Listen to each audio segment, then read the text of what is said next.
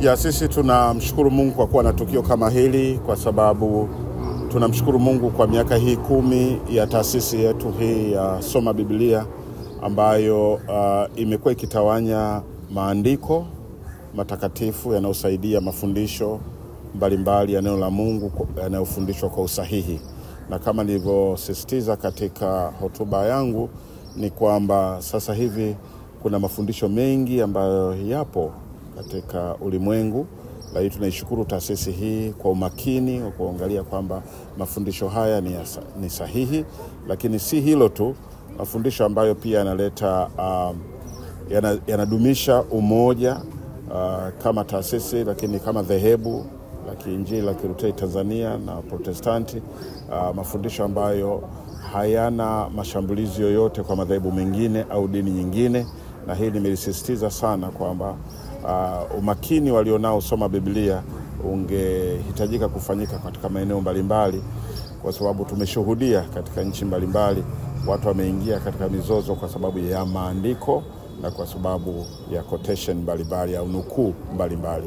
Kwa hiyo basi mafundisho haya yanatuhimiza kuendelea kuwa mawakala au mabalozi wa amani katika nchi yetu na taifa letu. Lakini sambamba na hilo, tumeshukuru sana taasisi hii kwa sababu haijafanya tu kwa ajili ya maandiko haya, lakini pia na kuisaidia jamii. Tumesikia hapa wameingia katika miradi ya kuchimba visima, na kule Ikwiriri wameweza kuwapa watu maji safi na salama, kitu ambacho tunahitajika sana. Dini safi ni ile pia inayokutana na mahitaji ya mtu, hasa katika mambo ya ustawi wa jamii. Nawashukuru kwa sababu wameweza pia kuwasaidia wenye ulemavu wa vipofu, watoto vipofu na wale viziwi. Wote hawa kwa pamoja wameendelea kuona uzuri na upendo wa Yesu. Kwa hiyo Mungu atusaidie kupitia shirika hili, na sisi sote tuendelee kutumia bidhaa za Soma Biblia, tutembelee maduka ya Soma Biblia, na kwa kufanya hivyo tutakuwa tunaunga mkono katika kazi wanazozifanya. Mungu awabariki sana. Kwa huduma ya vijana, tunafahamu kwamba vijana ndio rika lenye watu wengi katika jamii yetu na katika makanisa mengi. Lakini kuna changamoto kubwa kwamba vijana wengi sasa wanaanza kutoka makanisani, na hasa wakivutwa sana sana na mafundisho ya kisasa.